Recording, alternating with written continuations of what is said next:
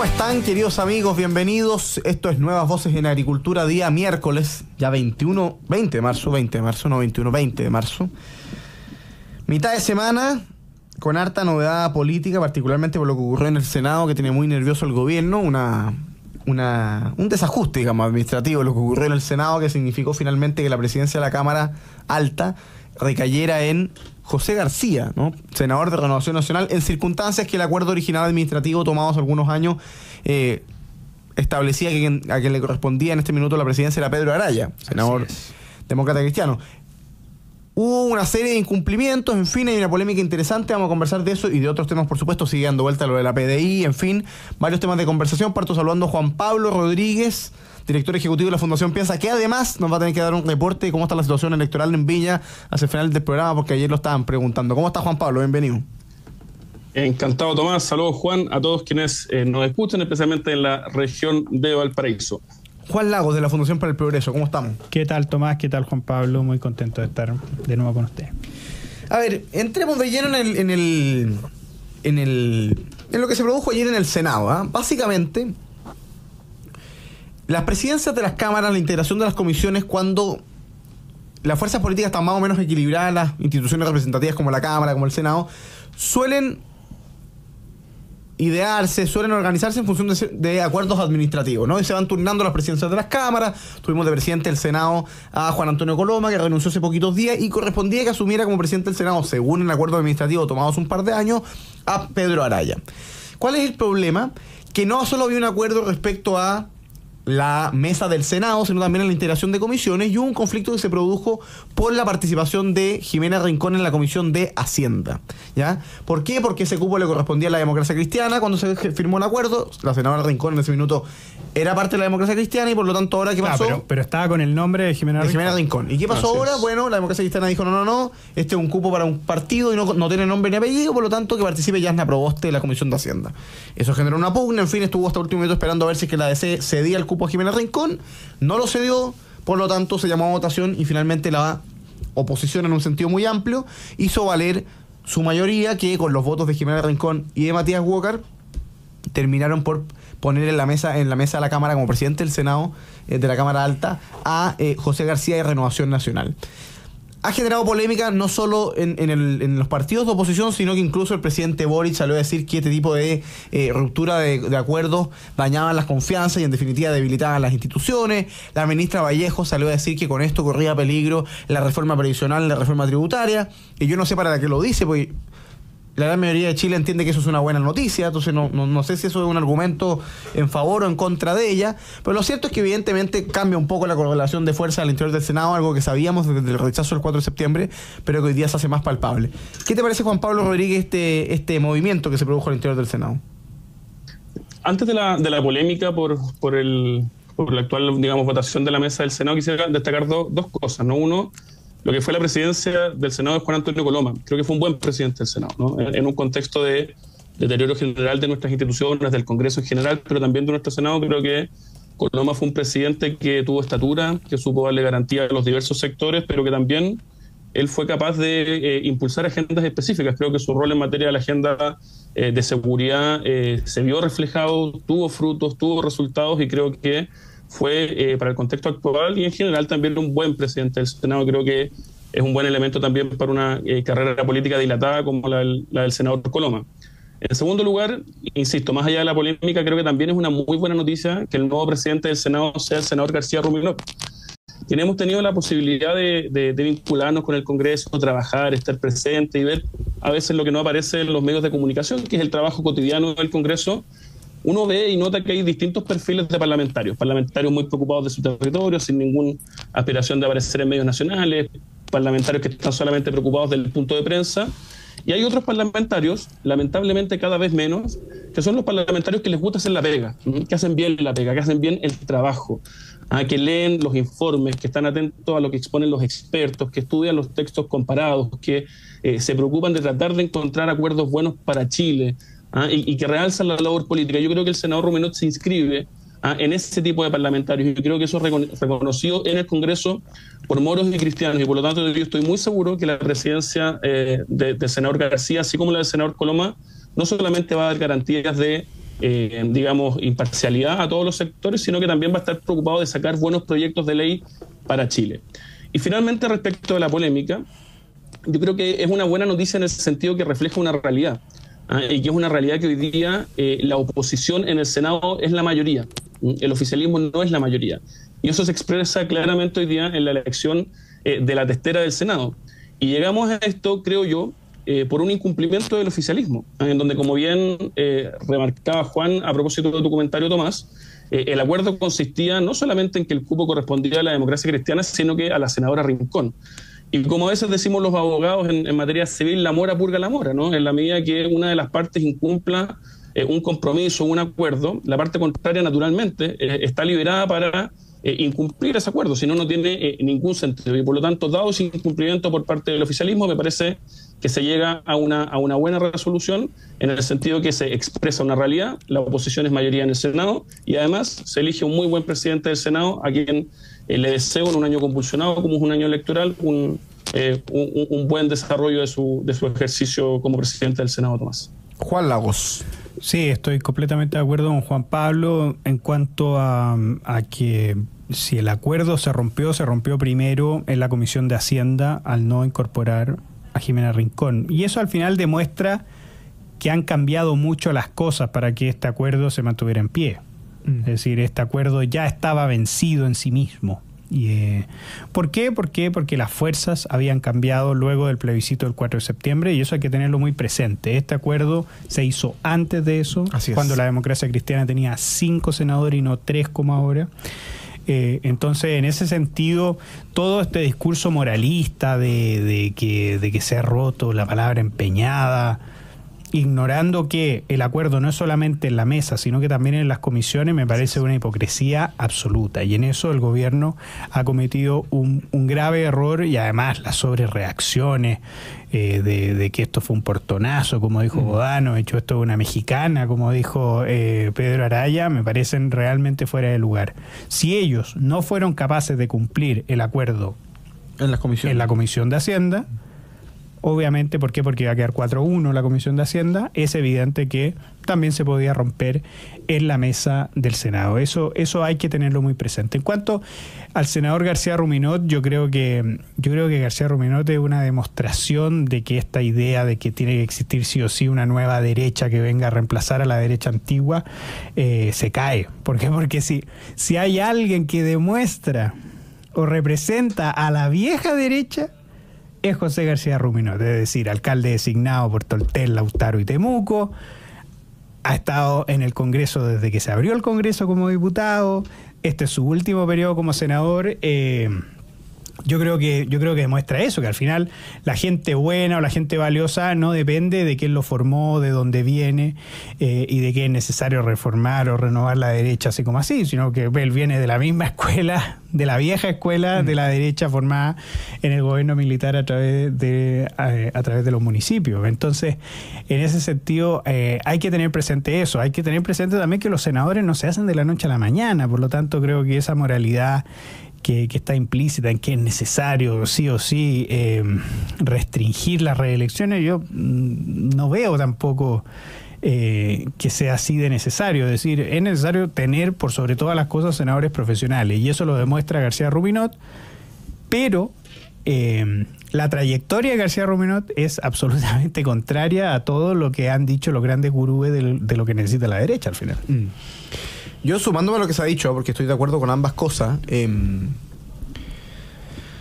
yo agregaría, primero que el gobierno nuevamente parece no estar dispuesto a asumir la realidad, porque lo que pasó ayer en el Senado respecto a la mesa del Senado y lo que pasó ayer respecto a la presidencia en particular de la Cámara Alta es simplemente un reflejo de lo que es la composición social, política y cultural de Chile hace ya al menos un par de años, ¿no? Hace 2 años que el gobierno ya es una minoría política, cultural, social y también parlamentaria, y lo es en la Cámara Baja, donde no tiene mayoría, y lo es en la Cámara Alta, donde tiene minoría expresamente, porque la oposición articulada es al menos la mitad, y si sumamos a Rincón y a Walker, son 27. Entonces, yo creo que ahí hay un aprendizaje importante para el gobierno. El gobierno no puede pretender discutir sus reformas como si fuese mayoría, porque no lo es. El gobierno es minoría. Y cuando uno ve todas las encuestas de opinión, tanto la reforma previsional del gobierno como la reforma tributaria, que ya se rechazó una vez, son minoritariamente apoyadas por la ciudadanía. Entonces el gobierno, si quiere discutir, si quiere sacar adelante una reforma de pensiones y una reforma tributaria, tiene que entender que es minoría y desde ahí tiene que abrirse a negociar, salvo que no esté dispuesto a hacerlo, en cuyo caso, efectivamente, es mejor, lo más probable es que esa reforma no salga adelante.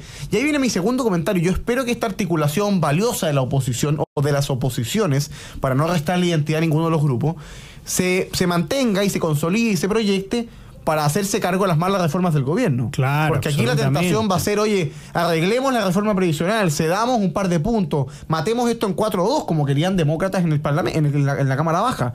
Aquí lo que uno esperaría de la oposición es que haya un rechazo claro a cualquier intento de estatización de cualquier punto de cotización adicional en materia de pensiones, un rechazo a la estructura de la reforma previsional que lo que busca es excluir a los privados de la administración de los recursos, y por otra parte un claro y categórico rechazo a subir impuestos.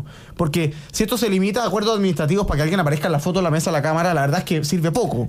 Lo importante es que esto vaya a temas de fondo, porque si no, evidentemente que sirve para nada. Exactamente, fíjate que no se saca nada con la composición de esta mesa, o sea, al final se termina aprobando la reforma de pensiones y la reforma tributaria. Eso hay que tenerlo absolutamente presente. Por lo tanto, ahí está el deber de un senador como García Ruminot, de un senador como Matías Walker, de consolidar a estas oposiciones. Es algo que en el observatorio del Instituto República se ha mostrado, ¿no es cierto? Se consolida el bloque de la derecha, el bloque de la oposición, de una forma mucho mejor de cómo se está consolidando en la izquierda, y además el senador García Ruminot está justo al medio, es el número 15 entre los que se va más a la derecha o más a la izquierda. Entonces, también esperemos que de parte del mismo senador García Ruminot no exista un interés por llegar a acuerdos con el gobierno. Me parecería realmente absurdo y no se condice con la trayectoria política del mismo senador.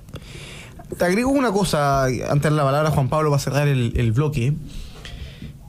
Lo que ocurrió ayer en el Senado es también una muestra de que no es necesaria ni una gran coalición, ni un pacto político formal, ni una declaración de principios conjunta, ni un trabajo programático conjunto para que las oposiciones se articulen ahí cuando corresponda en las distintas instancias políticas. Se ha vuelto a hablar mucho de la necesidad de una pura coalición que incluya de amarillo a republicano, y con la muerte del presidente Piñera se reivindicó lo que él quería, que era como una declaración de principios conjunta y unas líneas programáticas conjuntas.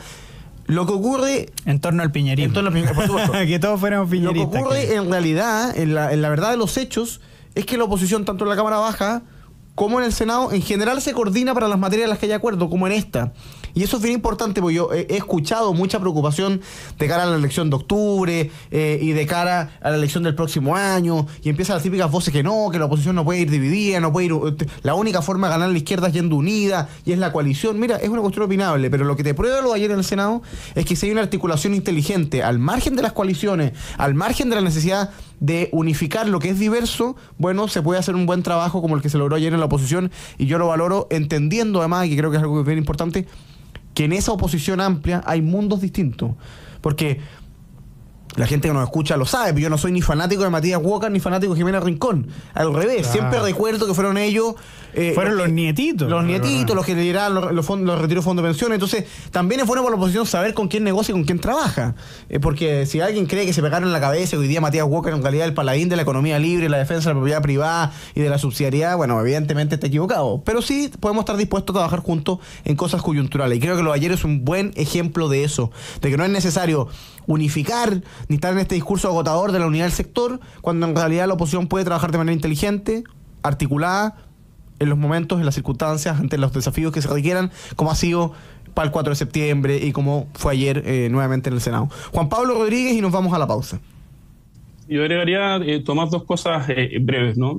Respecto de la necesidad de oponerse a la nociva agenda legislativa que promueve el gobierno, creo yo que suscribiendo todo lo que dices tú y Juan, evidentemente que estamos mejor que antes que ayer, ¿no? Sobre todo en el Senado. En el Senado cada voto va a ser muy importante, particularmente el de Rincón y el de Walker, pero también, ojo, el voto de otros senadores. Estoy pensando, por ejemplo, en el voto del senador Osandón, y por lo tanto ahí la supervigilancia que deberá hacerse respecto de diversos parlamentarios, creo yo, es muy importante para que nadie quiera arrancarse, digamos, con su camino propio, como un llanero solitario, para beneficios de corto plazo.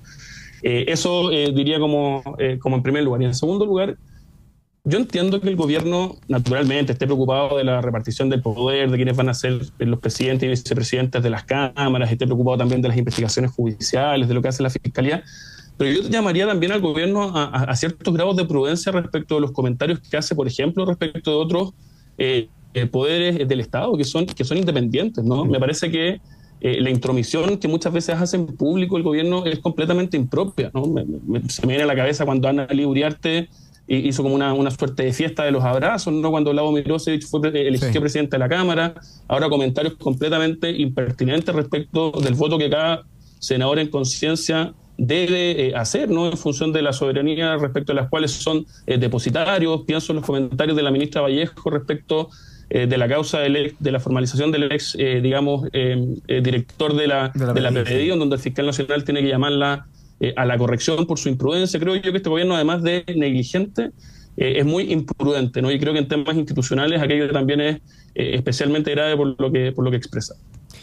Vamos a hacer una primera pausa comercial, queridos amigos. Estamos en su programa Nuevas Voces en Agricultura. Estamos conversando con Juan Pablo Rodríguez, director ejecutivo de la Fundación Piensa, con Juan Lagos, investigador de la Fundación para el Progreso.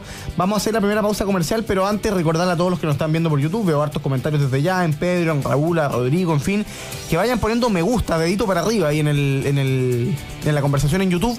¿Por qué? Porque hemos ido llegando, lo hemos pedido todos los días, ¿eh? Porque habíamos visto que estaba medio flojo ahí el me gusta y cada vez que lo pedimos se duplica. Así que estamos jugando a llegar a varias decenas de me gusta en cada programa y así Nuevas Voces llega a más personas todos los días. Vamos a una pausa comercial y volvemos con los me gusta más aquí en nuestros queridos auditores en la 92.1 FM. Estamos de vuelta, queridos amigos, con su programa Nuevas Voces en Agricultura. Estamos conversando con Juan Lagos y con Juan Pablo Rodríguez, acá en la 92.1 FM. Aprovecho de agradecer a todos los que han ido poniendo like. Efectivamente, cuando lo pedimos íbamos en 20, ya vamos en 39. O sea, está a punto de... Se mueve la gente, se mueve. A punto de duplicarse. Sigan allá adelante, además nuestros auditores ya empiezan a pedirlo de manera escrita aquí en el chat. Le mando un abrazo a todos los que nos escriben. Nos pueden escribir, queridos amigos, siempre les recomiendo seguirnos en las redes sociales del programa, @Nuevas Voces Chile, en Instagram, en TikTok, en Twitter, Nuevas Voces 921, también nos pueden seguir ahí, nos pueden hacer llegar su opinión. En YouTube también, Nuevas Voces Chile, si usted busca en YouTube, @Nuevas Voces Chile, puede ver los programas sin interrupciones, puede ver los mejores fragmentos, en fin, y otro contenido bastante interesante. Les voy a dejar plantear una pregunta o un tema que tiene que ver con algo que Juan Pablo Rodríguez alcanzó a comentar, y es la irresponsabilidad del gobierno, ¿no? Porque, por supuesto, creo que conversemos sobre la grave crisis de corrupción que estalló en torno a la figura del exdirector de la PDI, y que además parece tener varias ramas y tocar a varias figuras bien emblemáticas del mundo político, del mundo y de distintos casos judiciales. Pero se han generado cosas bastante curiosas, porque hubo una arremetida importante del Partido Comunista y de parte del gobierno para que, dado que había renunciado el director de la PDI, renunciara también el general director de Carabineros, Ricardo Yáñez, que va a ser eventualmente formalizado por razones radicalmente distintas, de otra naturaleza, de otra envergadura que las del director de la PDI. Nada que ver con corrupción, por eventual omisión en el ejercicio de su cargo, en torno a eventuales violaciones de derechos humanos en el 18 de octubre, o sea, cosas nada que ver.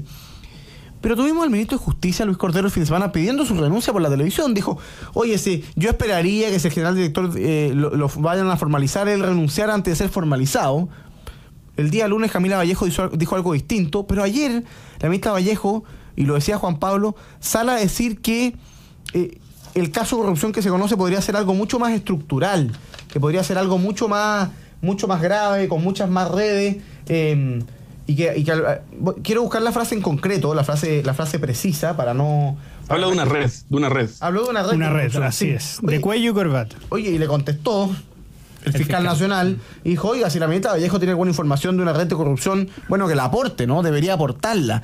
Pero claro, el gobierno se toma esto un poco como a la ligera, ¿no? Con frases contradictorias. El ministro Cordero dice algo el domingo, el lunes Yáñez ratificado por la ministra Vallejo, ayer dice que podría haber una red de corrupción. O sea, la verdad es que el caso es muy grave, me interesa la opinión de Juan Pablo y Juan a propósito del caso en concreto, pero también de cómo el gobierno no es capaz de asumir ni de tomar conciencia de la responsabilidad que se necesita en el ejercicio de un cargo como ministro, no como presidente. O sea, ¿por qué el presidente tolera que un ministro diga cualquier cosa respecto al general director de Carabineros que no depende ni de ese ministerio? O sea, es una cuestión un poco absurda. ¿Cómo lo has visto, Juan Pablo Rodríguez? En primer lugar, me parece bastante infame el ejercicio que ha hecho una parte relevante del oficialismo, que es tratar de meter por la contingencia en el mismo saco el caso del general director de Carabineros respecto del director de la Policía de Investigaciones. Como tú bien señalabas, Tomás, en el caso del general director de Carabineros es algo bastante más abstracto, que probablemente se deba a una persecución de una fiscal completamente politizada, como es la fiscal Chong. Lo hemos visto en otras diversas causas, y en donde lo que eventualmente se le acusaría sería de una omisión, es decir, una cuestión, insisto, como relativamente hoy día abstracta, etérea, y que probablemente responda a los intereses políticos de una fiscal más que al verdadero mérito de la causa, y por lo tanto aprovecharse de la contingencia del muy lamentable caso eventual de corrupción, pero con muchos elementos de juicio que permiten sostener, digamos, la plausibilidad del mismo, me parece, tanto respecto del general director de Carabineros como de la institución de Carabineros, como de la fe pública, por parte del gobierno, extremadamente lamentable, ¿no?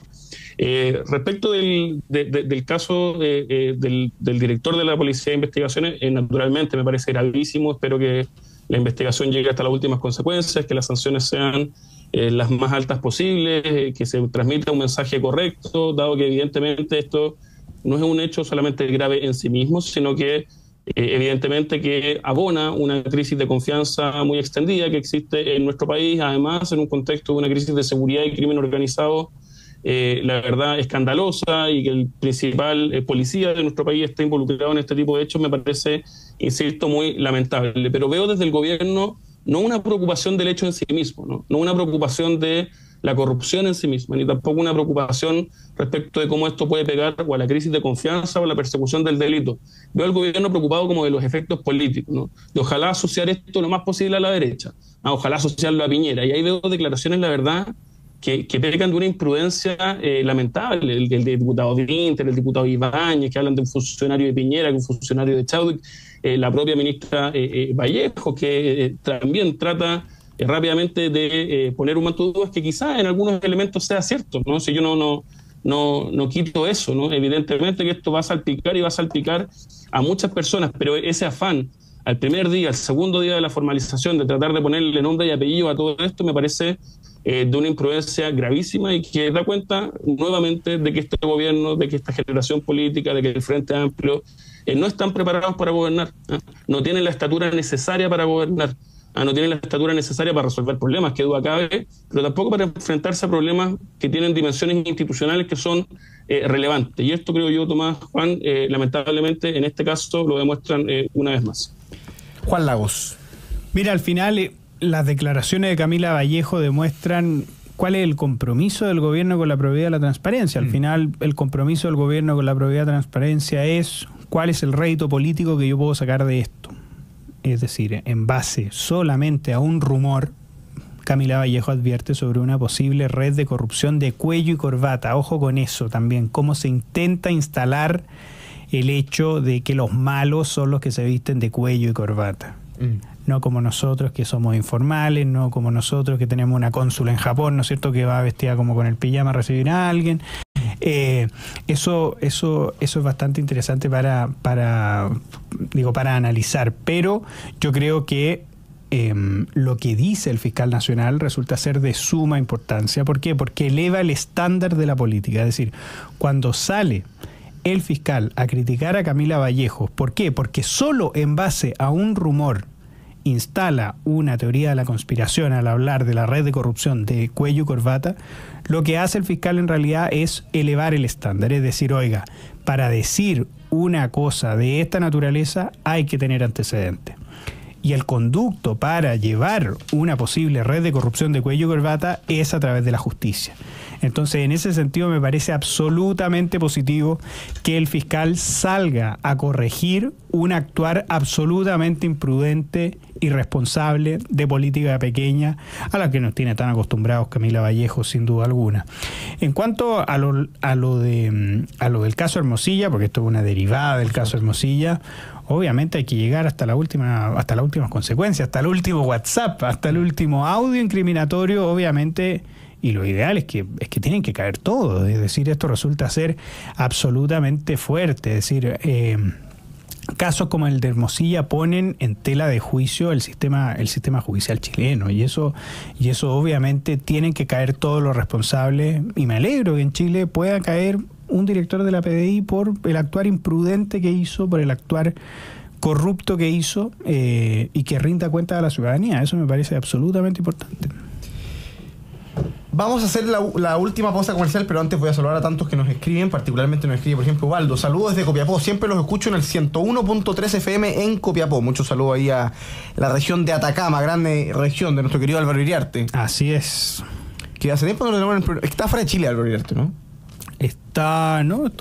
Pero yo estuve en Chicago porque Alvarito lo nombraron... Así es, en el máster. Sí, en el comité asesor.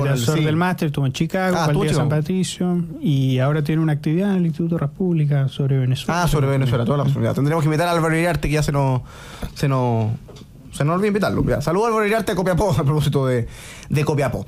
Saludamos a Gabriel, en fin, a tantos otros los que van poniendo like. Y aprovecho de saludar a quienes hacen posible nuestro programa antes de irnos a la pausa. Posgrados de la Universidad San Sebastián cuenta con más de 100 programas en diversas áreas del conocimiento. Son más de 14.000 los egresados que han preferido sus magísteres, diplomados, postítulos y especialidades. Tú puedes conocer más en posgrados.uss.cl. Acciones como apagar las luces cuando no se necesitan contribuyen al cuidado del medio ambiente y al de tu bolsillo. En Enel te animamos a adoptar medidas de eficiencia energética. Más información en enel.cl. Ya AFP Capital, queremos ser tu AFP. Con nuestra video atención podrás conectarte con un ejecutivo estés donde estés. Nos escribe Elisa de Romero desde Temuco. Un abrazo a la Araucanía también. Hacemos la última pausa comercial acá en Nuevas Voces y volvemos en esta conversación de actualidad política con Juan Pablo Rodríguez y Juan Lagos en Agricultura. Estamos de vuelta, queridos amigos, con su programa Nuevas Voces en Agricultura. Estamos conversando con Juan Pablo Rodríguez y con Juan Lagos acá en la 92.1 FM, que como bien dice Ubaldo es la 101.3 FM en Concepción, ¿no? Y en las distintas frecuencias va cambiando, 92.5 y en la región de Juan Pablo Rodríguez. 88.1 en Concepción. Así, en Concepción. Ya te voy a contar, Juan Pablo, el detalle electoral de Viña del Mar, que lo preguntaban ayer a propósito de las candidaturas a alcalde. Pero la tercera PM informa una cuestión bien interesante, que da cuenta del nivel del operador que era Hermosilla, ¿no? O que es Luis Hermosilla. La tercera PM informa: el día en que Hernán Larraín le advirtió al expresidente Piñera la influencia de Hermosilla en nombramientos judiciales. En 2021, dice la tercera PM, cuando intentó influir en nombramientos de la Corte de Apelaciones de Santiago, desde la cartera de Justicia se le expresó la molestia a la moneda por la intervención del abogado, entonces asesor del ministro del Interior. En el segundo mandato de Piñera, mira lo que... Porque, por supuesto, a ver, el influyente abogado asumió diferentes roles en los mandatos del expresidente Piñera. En el primer gobierno, por ejemplo, ofició como asesor del subsecretario del Interior Rodrigo Villa, entre octubre del 2012 y febrero del 2014, periodo en que representó a dicha cartera en la querella que presentó el gobierno por el asesinato de la familia Luxinger Macay. El desafío lo asumió no exento de polémicas por parte de la oposición debido a su cercanía con el ministro Chadwick. En el segundo mandato de Piñera, Hermosilla retomó la causa, lo cual reactivó los cuestionamientos producto de su amistad. Pero en 2018, instalado en la moneda como asesor jurídico de Chadwick, Hermosilla viajó varias veces a la región de la Araucanía para coordinarse con el jefe de la unidad judicial y el abogado jefe de la novena región. Por supuesto, estuvo vinculado en el caso de Camilo Catrillanca, lo defendió en las acusaciones constitucionales al ministro Chadwick. Sin embargo, agregan las mismas fuentes, ojo, terminó esta relación con el gobierno en el 2021 cuando intentó influir en los nombramientos de la Corte de Apelaciones de Santiago, donde buscaba que no asumieran las ministras Carola Brengi y Paula Merino. En ese momento, desde el Ministerio de Justicia, se hizo saber la molestia de la moneda, incluso el propio presidente, por los intentos de intervenir para favorecer a nombres que no impulsaban la cartera dirigida en ese momento por Hernán Larraín. Este planteó que quien tenía la potestad era el titular de ese ministerio. En fin, la nota es bastante larga, que saca la tercera PM, pero da cuenta de, efectivamente, los tentáculos de Hermosilla, porque lo decía bien Juan Lago, el caso de la PDI es quizás una de las aristas nomás del caso Hermosilla. Y es el 0,02%, eso dicen, sí, de los WhatsApp, de los mensajes. Habría influencia para nombramientos en la Corte de Apelaciones, es decir, uno podría preguntarse, bueno, ¿hasta dónde llegaba la influencia de Hermosilla en el sistema judicial chileno? Lo que nuevamente, retomando lo que decía Juan, que al mismo tiempo siembra un manto de dudas sobre el funcionamiento del sistema judicial chileno, porque la verdad es que es bien, bien delicado. Y el gran problema, Tomás, es que nos enteremos de esto recién ahora, es decir, cuando está defenestrado Luis Hermosilla. Yo creo que hubiera sido valioso habernos enterado antes, quizás cuántos casos de corrupción hubiéramos evitado también con eso.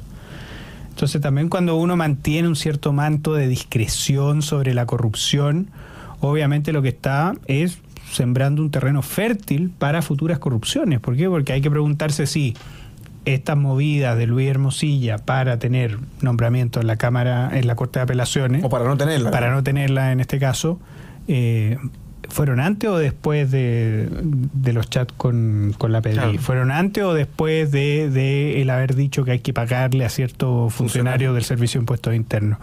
Entonces yo creo que también un verdadero compromiso contra la corrupción está en no ser discretos en estos casos, y creo yo que eso es un error. Es decir, ahora que se vea ya cuando está absolutamente en caída libre Luis Hermosilla, me parece casi ofensivo el casi como valorar como bueno el que se advirtiera en ese tiempo. Bueno, pero nosotros no teníamos ni idea de lo que estaba pasando en ese tiempo. Entonces, también contra la corrupción hay que evitarla desde el minuto 1, hay que ponerle coto desde el minuto 1 y no sembrar un manto de discreción sobre eso.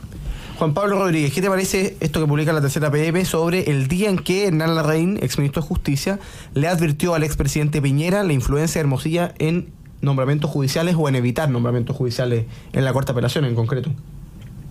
Creo que el caso va tomando más densidad, naturalmente uno va conociendo más elementos y probablemente estos elementos sean los menos. Dicho esto, probablemente, a diferencia de la opinión pública, muchos de estos elementos, quizá a título de rumor, a título con lo cual también algunos abogados juegan, hayan sido conocidos, ¿no? Por una parte no menor del espectro político, y yo creo que ahí también uno cabe preguntarse, bueno, ¿por qué muchos políticos, como por ejemplo Miguel Crispi, decidían contratar, ¿no? Al señor Hermosilla? ¿Qué tantos talentos profesionales le veían? ¿Cuál era la razón? Porque yo creo que a la supuesta red de delitos de cuello y corbata que señalaba la ministra Vallejo habría que agregarle también las barbas y los anteojos de colores, porque no se circunscribe, lamentablemente, solamente a un tipo, comillas, de cliente. Creo que este caso, Tomás, va a dar para mucho. Esto se están conociendo recién los primeros elementos y espero que, por el bien de Chile, naturalmente, se llegue hasta las últimas de las consecuencias sin ningún tipo de pacto, sin ningún tipo de meter la basura bajo la alfombra y que pague quien tenga que pagar y se condene a quien haya que condenar.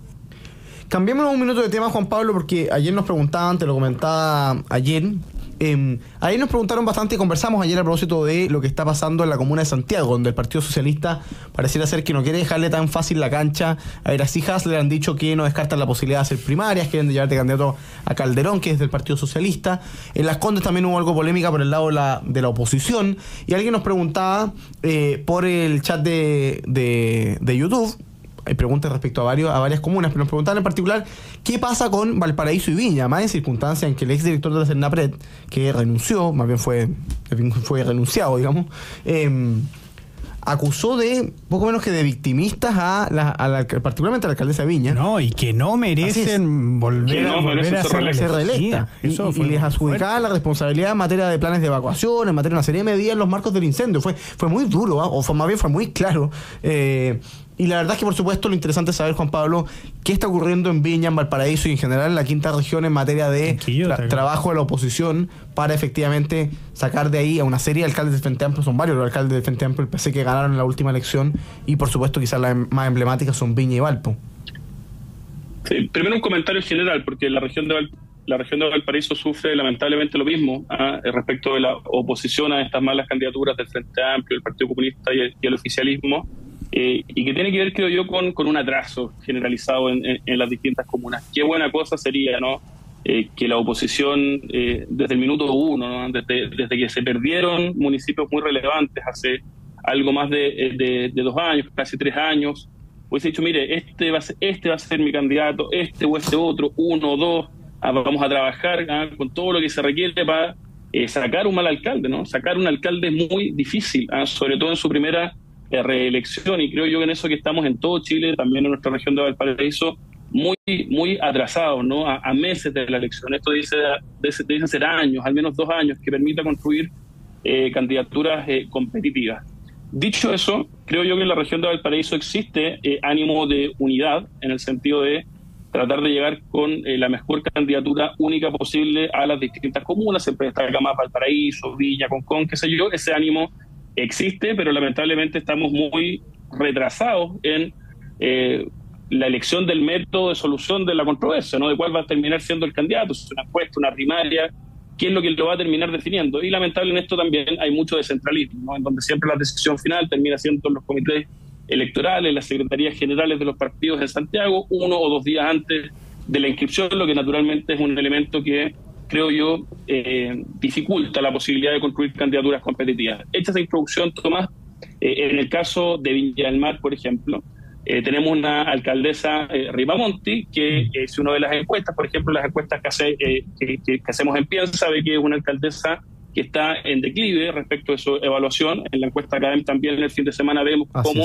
sube su evaluación negativa altamente, en 8 puntos, baja su evaluación positiva, por lo tanto creo yo que si existe un candidato único de oposición, este va a ser competitivo. ¿En qué estamos respecto de la construcción de esa candidatura única? Lento, ¿no?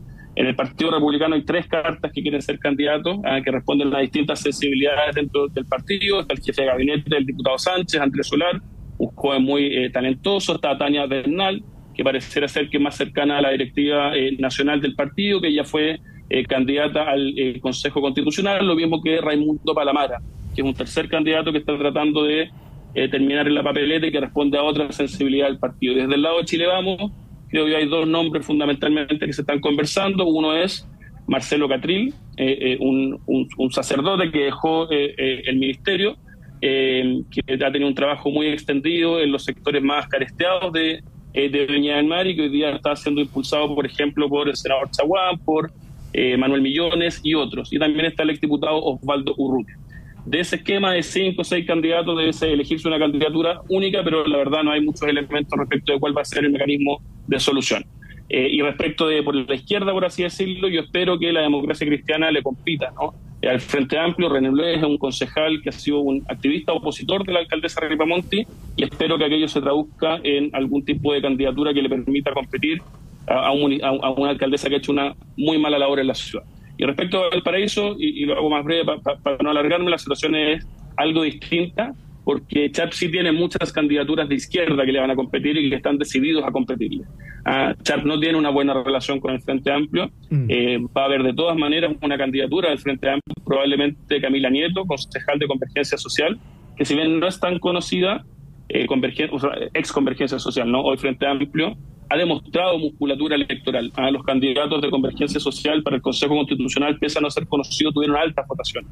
Ser el candidato del presidente Boric, por así decirlo, claro, no te asegura un 50+1, pero sí te asegura una base electoral importante. Creo yo que ahí Char tiene un flanco relevante. Además tiene concejales de izquierda que también quieren levantar candidaturas, como la concejala Zuliana, una concejal bastante famosa en Valparaíso, que era aliada de Char, hoy día opositora. Char es un experto en hacerse opositores, y desde el frente también hay varios candidatos. Rafael González, que está peleando por ser el candidato del Partido Republicano, que es el vicepresidente de Wandes. Está Leonardo Contreras, de Renovación Nacional, que ya tiene el apoyo formal de Renovación Nacional local. Está Jaime Morales por parte de Evópoli, y además está Juan Manuel Valenzuela del Partido de la Gente, que para el Partido de la Gente, especialmente para París, es, creo yo, la carta más importante que tienen a nivel nacional, o por la que más están peleando, y por lo tanto no sería raro quizá que también formara algún tipo de pacto de omisión y que lo incluyese. A mí me parece algo relativamente negativo, pero como escenario electoral y como descripción del escenario de Tomás Juan,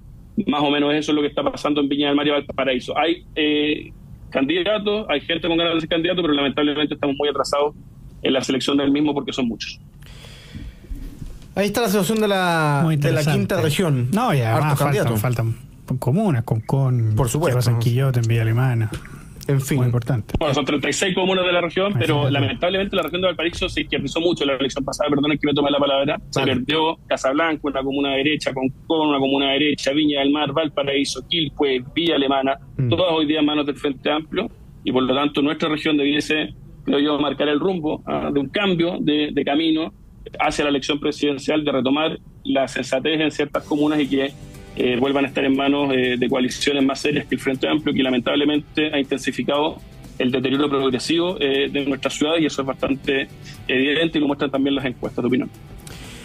Bien, pues Juan Pablo Rodríguez, Juan Lagos, muchas gracias por acompañarnos este día miércoles acá en Nuevas Voces de Agricultura. Gracias a ustedes, queridos amigos, por su sintonía. Los que se hayan sumado allá en YouTube, no olvidar poner me gusta al programa para llegar a más personas. Los invitamos también a quedarse en sintonía de agricultura, porque vienen las noticias a la hora y luego deportes en agricultura, así que usted quédese aquí en la 92.1. Nosotros nos reencontramos mañana jueves en una nueva edición de nuestro Jueves de Historia con el profesor Alejandro San Francisco, acá en Nuevas Voces. Que estén bien, chao, chao.